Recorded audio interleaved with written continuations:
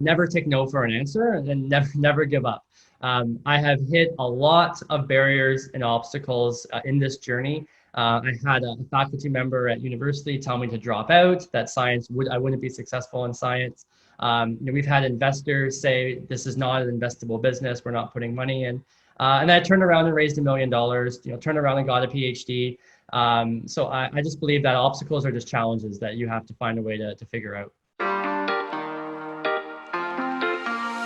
Welcome. This is Phil Michaels, Forbes 30 Under 30 entrepreneur and performance coach.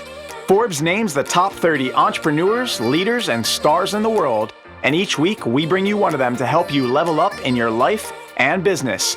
From celebrities like LeBron James to Kylie Jenner and Cardi B, you're sure to learn from the list. Thanks for spending time with me today. Now it's time to level up. Level up. Welcome to the Phil with Forbes 30 podcast. Today we have a very special guest. He made the Forbes USA, Asia, and Middle East list in 2016. Yes, all three in the same year. First time this has happened. And it was for the social entrepreneurship category like mine. He is the founder of Lucky Iron Fish. It's a small piece of iron shaped like a fish that you drop into your pot of boiling water when you're cooking, so you can get a significant portion of your daily recommended dose of iron added to your meals. This helps reduce iron deficiency, which is the main cause of anemia. Through this role, he was a Fulbright scholar at Auburn University and was awarded the prestigious Muhammad Ali Humanitarian Award.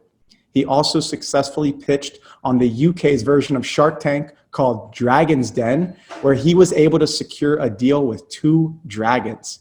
Oprah magazine said this fish is off the hook, and CNN said this little iron fish is fighting a global health problem. Please welcome my very special guest, Gavin Armstrong from Lucky Iron Fish. Hey, thanks for having me. Very excited to have you here. Welcome to the show. I know the listeners are going to benefit from your story, Gavin. We were lucky enough to meet back, I think it was in 2016, in Miami for the Clinton Global Initiative University, which was such an amazing time. And again, Gavin was crushing it on stage, presenting Lucky Iron Fish and talking about all the good work he's doing. But so welcome to the show. I'm honored to have you here, and it's such a pleasure to be able to reconnect. And before we dive into things, where were you when you found out you made the Forbes list, all 3? Actually, I found out about each one individually. The first one, the main one, I was actually getting ready for Britney Spears concert for my 30th birthday. So I had just made it under the wire. Oh, wow. You had a lot going on. Was that your first concert ever? It wasn't, but it was a way of sort of saying goodbye to my 20s and moving into real adulthood. What better way than a Britney Spears closure? My first concert was in Philadelphia. It was Usher, and I loved Usher, and I was in high school, and Kanye West opened up for him, just to show you how dated that is. Before we dive into Lucky Iron Fish, tell us how you started. Take us back to the very beginning, where you're from, where you grew up, and the path that led you to where you are now, making it to the Forbes list and beyond. Yeah, so I have a bit of an interesting history of how I've ended up where I am now. When I was in high school, I felt pretty lost and was trying to figure out what I wanted to do. I was always fascinated with business. I was always interested in reading about businesses and watching shows about business. But also I was bullied a lot in school, and really that pushed me to a place where I always felt worthless, and I always felt like I didn't have any value. And when I got intrigued into business and actually banking through a co-op program, I thought, well, if I go into business, I'll make money, and then that's a way of proving these bullies wrong. It's like adding value to yourself. So I went to the University of Guelph, which is outside of Toronto, to do a commerce degree, and I hated it. I was miserable. I was failing, and it's because I didn't have the right motivation. I was in it for the wrong reasons. And you know what? I started reflecting on, why am I trying to have some superficial lifestyle to prove some bully wrong, who I'm probably never even going to see again, and be miserable in the process of doing it. So I took some time, and I started learning about global issues. and I actually took a field course to Botswana in Southern Africa. And it was my first time leaving North America. So it was quite a trip to go on. And I had a remarkable time. It's a beautiful country. I saw incredible wildlife, but I also saw abject poverty up close for the first time. And it was the first time you couldn't kind of change the channel. And that's when I got interested in learning about hunger. And so I came back to university. I started a club on campus focused on finding solutions for problems around hunger. And through that, I actually spent some time in Dadaab in northern Kenya in a refugee camp. At the time, it was the world's largest refugee camp. And it was there I learned about the concept of hidden hunger or malnutrition. So at that time, about 1 billion people were going to bed hungry every night, but 5 billion people were malnourished. So it was this massive problem that no one was talking about. And the largest form of malnourishment was iron deficiency. And so I decided to go back to the University of Guelph, do a PhD on this program, and then through that was able to work with Lucky Iron Fish and commercialize it. And that's how I got here today. Wow, talk about a transition. I mean, you're thinking I can go about this through economics or finance or banking, and then you switch to something much more, let's say, impactful in terms of global issues or helping the base of the pyramid. And so once you identified that this was the major issue, how did you transition into coming up with a physical product? How did you know that, okay, this is the answer to the biggest problem we have, iron deficiency for malnutrition? Yeah, so there was work being done in Cambodia by a researcher named Christopher Charles on the concept of cooking with cast iron to fortify meals with iron. And I met with him and working with him, he had a concept of something called the happy fish and developed this product, which was a unit that you could put into your food. And when you boiled it for 10 minutes, it would fortify your meal with your daily required iron intake. And the clinical studies that we had done were really positive. So I felt that this would be a great solution for Cambodia. And so I still felt business was a tool that could be used to solve global problems. So I went back to my original childhood ambition of using business, but actually turning it for business for good. But as I was trying to build this business out in Cambodia, it really wasn't working. The local community was having some resistance in accepting the product. And it couldn't really get trust into the local area. But at the same time, I would travel globally and talk about our concept at conferences. And I'd have a lineup of people after every one saying, I have iron deficiency. Could I buy this for myself? And that's when I realized that there was a global opportunity for this product. So commercialized it in Canada, out of Guelph, and started selling it online with a buy one, give one program. So if you bought one for yourself, we would donate one to a family in need in Cambodia. And that was a way that we could still fulfill our mission, but also create a sustainable business. And that company's now taken off, and now we're global, and it's fantastic. It's amazing. And how did you know to turn it into a fish? Was it always a fish, or how did you come about that? So the original concept was actually an iron disc.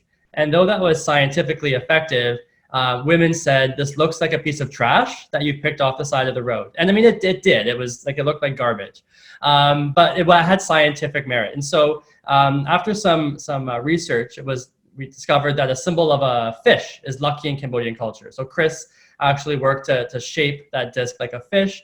And then women wanted to use it because they thought it would make them lucky. And then when they felt healthier from the iron, they would say, oh, it was the luck of the fish that did this. And that's where the name Lucky Iron Fish comes from. Wow, because in Cambodia, it's seen as a sign of luck, a symbol of luck. Is that apparent elsewhere in other countries? So a symbol of a fish is really relevant in multiple cultures and religions. And so we've actually been able to scale that shape as we've grown globally. The only country where we've seen a lot of resistance to the fish is India, with a very vegetarian population. Women are very hesitant to put even a fake fish into their cooking pot. So for the Indian market, we've actually developed the Lucky Shakti leaf. So it's the exact same thing. It's just shaped like a leaf. That's smart. I love that. You can kind of customize it based on the cultural needs of the population you're serving. And it probably makes it more child friendly too. When they see the fish going in, like, oh, hey, it's time, it's meal time. It's time to add the fish into our cooking pot. So it's also educating children as they're learning about foods and nutrient dense foods and how to cook properly. Have you seen that? Yeah, absolutely. It's you're exactly right. It's really adorable to see these kids play with the fish. I mean, I've got one here. Like it looks very cute. There's a smile, Oh, and so very it is an cool. opportunity to talk to families about nutrition. The one challenge we had, and there's a community in Cambodia. I was talking to the mother, and when I finished, all the fish were gone. And I turned to a person I was working with and said, where'd they go? And he said, well, the kids wanted to bring the fish home, so they threw them all in the river. And so we had to change our marketing a little bit to say that these fish love to live in your home. They're part of your family now. Don't throw them in the river. That's genius. I love how you changed the craft of your message to, you didn't just set a rule, you made it a part of the branding. Like, hey, they love to spend time with you in your home. So that way it shifts the mindset and they now look at it as something they should keep rather than maybe toss in the ocean or the river or the pond or the lake. Yeah, in our clinical trials, we're really proud of our compliance rate. It's over 90%. And when you compare that to iron supplements, which are around 30% in the same trials, it's astronomically higher. And we attribute that to the way we market the product and we educate people about it. And I think the cute features of it help. I think it's all of that make people want to use it every day. And how long does it take again once you put it in the cooking pot for you to get the full disbursement of the iron? So the best way of using it is just boiling it for 10 minutes. So put it in for 10 minutes. If your meal is longer than 10 minutes, either at the beginning or at the end. And that's it. And boiling it for 10 minutes every day, it'll last for 5 years. So it's an incredibly sustainable solution. One-time purchase for half a decade for an entire family. That's amazing. And have you now considered other nutrients that you want to maybe add to the diet? So now that Lucky Iron Fish has become a globally recognized brand, and our story is well known around the world, we are looking at what other challenges we can solve.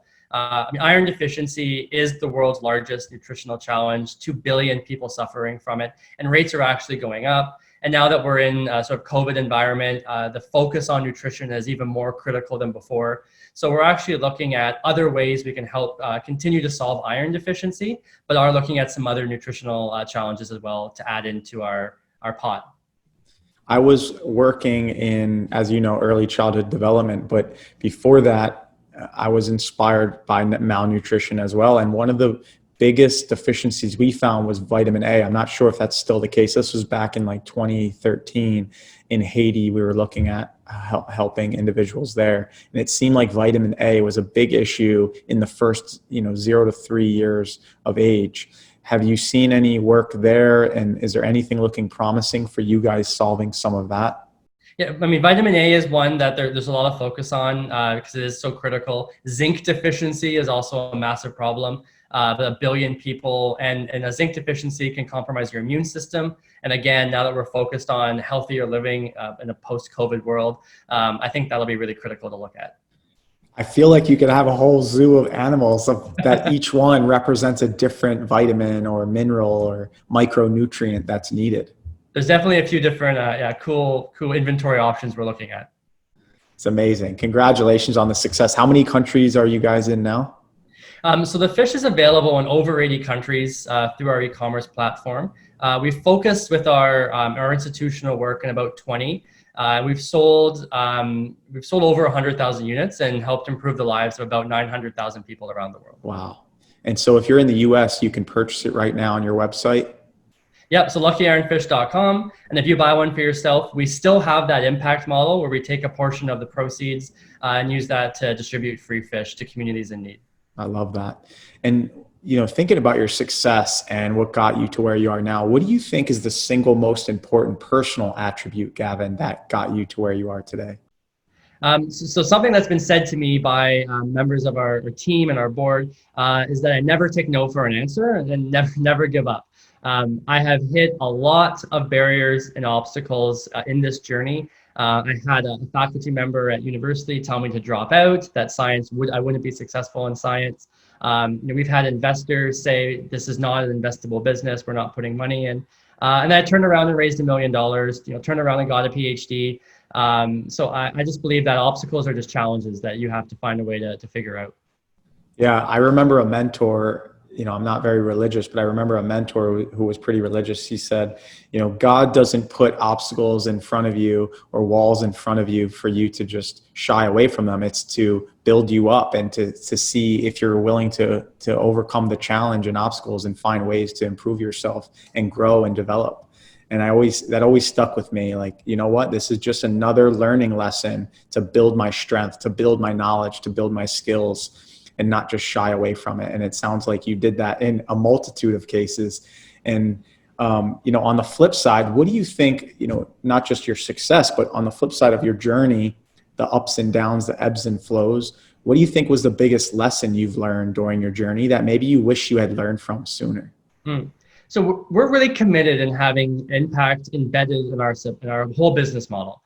So it's not just the product itself, but how we produce the product, the team that's bringing that product out, what's our environmental footprint. And when we were just in Cambodia selling a couple dozen units, it was really easy to have all of these impact goals. But as you start to scale and you become global, you have to be willing to adapt and pivot how you manufacture the product. And I mean, if you're selling on Amazon, unfortunately, there are certain packaging requirements that really go against our core belief on plastic use. So you have to be adaptable. And I think at the beginning, I really dug my heels in and said, like, no, we can change Amazon, but you can't. So if doing that a bit sooner, maybe we could have grown a bit faster. But I'm still really pleased that we always just look to do things differently. So it's not that we give up on our impact ambition. We just try and figure out how to put that somewhere else, or how can we offset what we're doing in another way. And sometimes that's more difficult in times of financial difficulty. But again, just like any other challenge, we never take that as an opportunity to give up. We're always saying challenge accepted. Yeah, and it's like what you said earlier. Sometimes digging your heels in and not taking no for an answer is one way, but you need to find that fine line between not taking no for an answer, but then knowing when it's time to pivot or adapt or be flexible to adjust. And that's what I love about social enterprises. I think eventually in the future, there'll be no such thing as nonprofits and for-profits. It will just be businesses that do well financially, but also do good. They're not mutually exclusive. You can have both. And in some cases like yours, it actually leads to more financial sustainability and long-term sustainability, because now people want to get behind the mission, but you also thought about it in a way that doesn't require donations, but rather can function as a standalone business on its own. It's self-sustaining. And I found in my journey of being a social entrepreneur, I used to succumb to that mindset too of, impact, but you can actually impact more people if you think about it from a business case sense and build it financially sustainable. Yeah, that was the motivation for having Lucky Ironfish be a for-profit social enterprise, and it was that sustainability and scalability. So by taking outside investment, going down traditional capital routes, we've been able to pivot, we've been able to grow, and I feel that it's put us in a very good position. And I'm just really excited to see what the next chapter holds for us.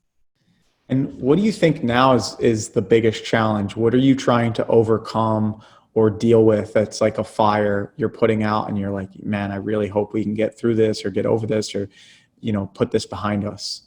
So we sell the Lucky Ironfish through two different main channels. There's a direct-to-consumer, which is mainly online. So our website, as I said, there are units on Amazon. But then we also do institutional sales to NGOs, governments, aid agencies. And we've made a lot of progress in that area, and we've got some really exciting things in the pipeline. But the global pandemic can really derail some of those plans. And some of our target countries are some of the hardest hit by COVID-19. And so our partners have said that they're still interested, but they have to press pause because they have some new problems that they have to focus on, which is completely understandable. So we're trying to figure out how can we pivot in the short term to still survive, while we wait out what's happening globally, so we can continue back on that path once the time is right. Yeah, because direct to consumer, you might have to have 100 conversations to, let's say, sell 100 fish. Whereas if you get an institution that wants to come in and buy 10,000 with one conversation, it's obviously more lucrative and a higher return on investment of your time and effort and energy. Yeah, it's So I, definitely how we're looking at improving the impact. So when we look at countries where 50% of the population is iron deficient, by having as you said, a few conversations with an institution, we want to live in a world where there's no anemia through iron deficiency, and so we feel the best way of doing that is by having relationships with these institutions. and who's your most popular customer right now from an institution standpoint, but then also from a country standpoint? I mean, right now, the United States is one of the largest purchasers of the lucky iron fish, and it's mainly women who are iron deficient and looking for a more natural and sustainable solution to deal with that. So we have a lot of women who are using over-the-counter products, and they either don't like the cost, they don't like the side effects. There's no impact, there's no mission driven behind that brand, and so when they hear about lucky iron fish, not only the sustainability, how it's natural, that there are no side effects, but also that by buying one, we're helping a family around the world. That really resonates with that customer. And there's some really great institutions, probably too many to name, partners that we're working with. We've got some great pilots underway right now, and we're going to be highlighting those on our website throughout the year. One partner I should mention though is Sahara in India, and this is a community of HIV positive people, very low income, and this organization helps treat and take care of the people. And there's some of their iron rates are incredibly low. The challenge is if you're on antiretrovirals, that can have a negative reaction with an iron supplement. And so you actually can't take the two at the same time. So these people are actually living with quite severe iron deficiency and anemia. But we've actually done a few trials with the Lucky Shakti leaf, because it's in India, and shown that it has improved their iron status without impacting the ARVs. And so it's one of our favorite partners. We're proud to work with them. We've done a COVID campaign to have people buy units for that community. And we're really proud of the work that we're doing there. So cool. And, I remember back a few of my friends, female friends, would take iron supplements because their iron just happened to naturally be low. It seems like a common issue with anemia. And they would they would do one of two things. They would take a supplement. It was typically a liquid supplement. And other ones would use like a cast iron pan, and they would cook their meals in it. Are there any cons to that? I mean, what would be the benefit of them choosing lucky iron fish over maybe those two options? Yeah, so cooking with cast iron has been done since 300 BC. So this is something that's been done for a very long time. And one of the cool things I've learned by starting this company is how different cultures have treated iron deficiency historically. So in India, they've used cast iron spoons when cooking. In Canada, they actually had jars of water with nails in them. And every Sunday, people would drink the nail water because the iron would come off. Oh my gosh. We don't recommend that at all. Please don't do that. But it shows that there has always been this concept of adding iron into your meal. And that was the original ethos of the idea, that the disc that would fortify that meal with iron.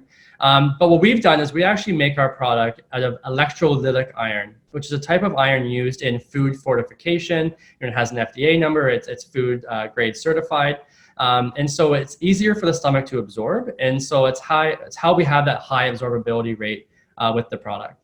And so we also, every unit's tested for safety. And so by making it out of that material, we see the success that we have. Another challenge with cast iron pots is, or pans, is when you cook them, you're using oil and things, and that can create a shield on the surface, which will eventually block the iron from coming off.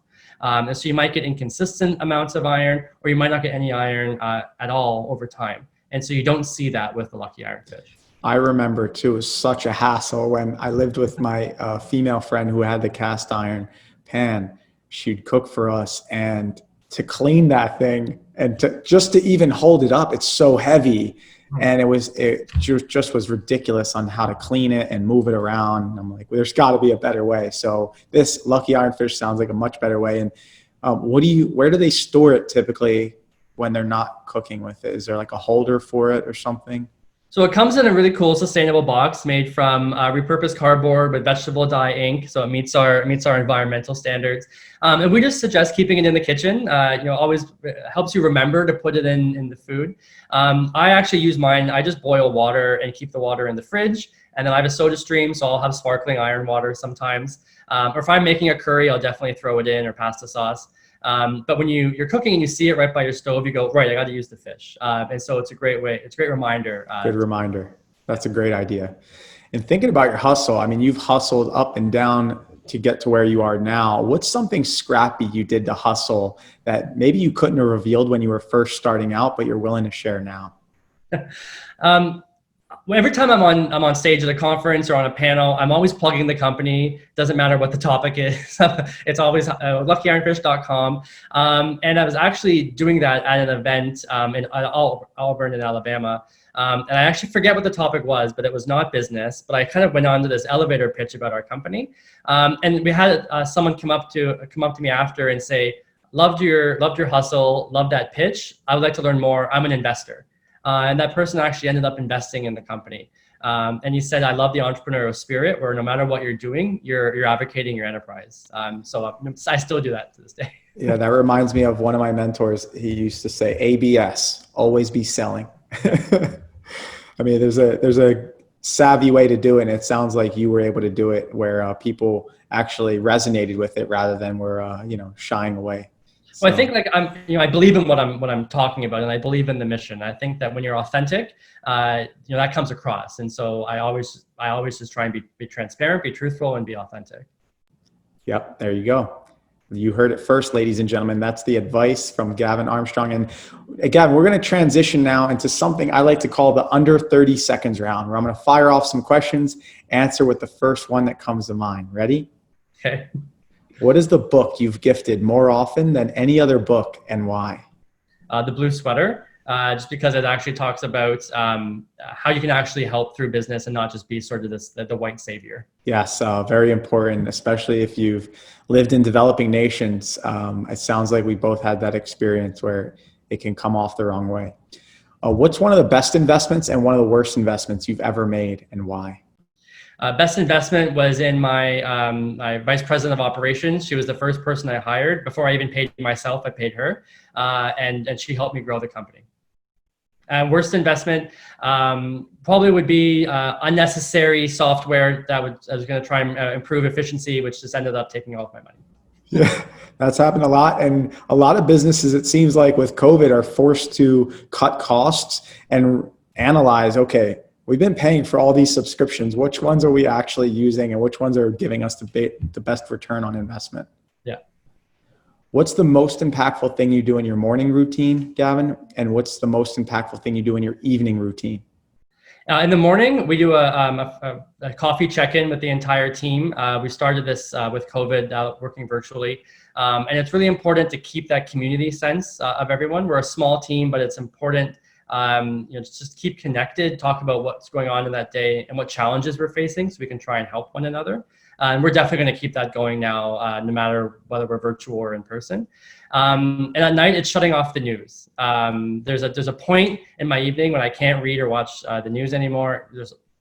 Throughout my day, I'm looking for solutions. I feel very motivated to try and help, but you need some time to decompress. And if sleep is very important, and I feel the news can keep you up. Yes, it can. And it can also take you away from your emotional and mental game as well, and holding your composure, because, sometimes that's the whole point is let's get more views, let's get more emotions riled up so we can, get people conversing and discussing and having a discourse. Quick question, because a lot of teams are having to do this now with the early morning check-in. Is there something you do that's maybe unique in your coffee meetup in the mornings that is outside of just the typical business talk of, what are we working on today? What are the problems or solutions we need to work on? Is there anything fun you do that maybe keeps the community engagement going? Yeah, so once a week, we actually have a longer deep dive. It's an hour staff meeting where we go over sales and everyone talks about what they're working on that week and what challenges they need. It's an opportunity for us to keep each other accountable. And at the beginning of that, we do an icebreaker. And so, what would you bring to a desert island? Or do you chocolate or vanilla? Or just kind of questions like that. We've been doing these for now 3 years. I haven't yet run out of icebreaker questions, but I'm getting really close. I have to Google some every once in a while to think of them. There you go. Start off with an icebreaker. Second to last one. Pretend you won the Peter Thiel Fellowship and you were going to get money to start a business rather than go to college. what's the very first thing you do to start your new business? Build an advisory team.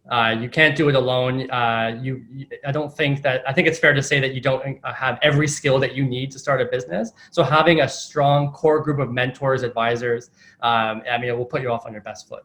And what's something you never knew you needed? Friends.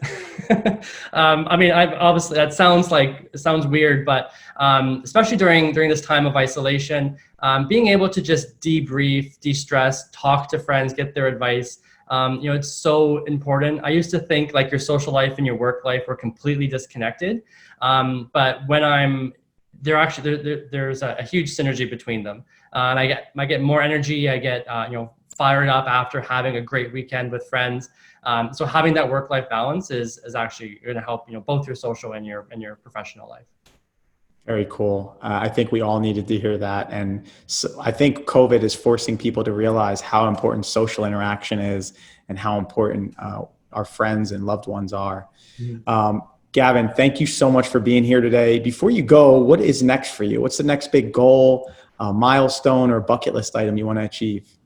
So Lucky Ironfish Enterprise is our new sort of title. And so the acronym is LIFE. And so we're looking at how we can diversify our solutions to help solve complex global problems. And so I'm really looking forward to, we're doing a capital raise now. So we're going to fundraise not only for the fish, but also hopefully get some funds to build out the next phase of the company. Very cool.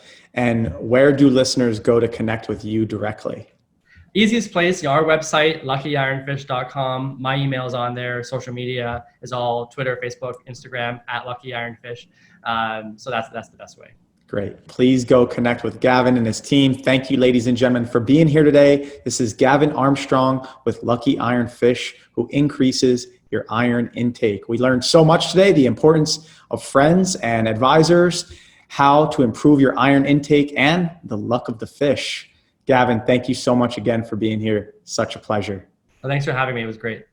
I hope this episode helped you as much as it helped me. Have an amazing day. Thanks for joining us today. I hope this episode helped you as much as it helped me. Who do you think would benefit from hearing it? You can make an impact on their life by sharing it now. Before you go, I encourage you to tell us your favorite part of the episode in the review section. Now it's time to level up.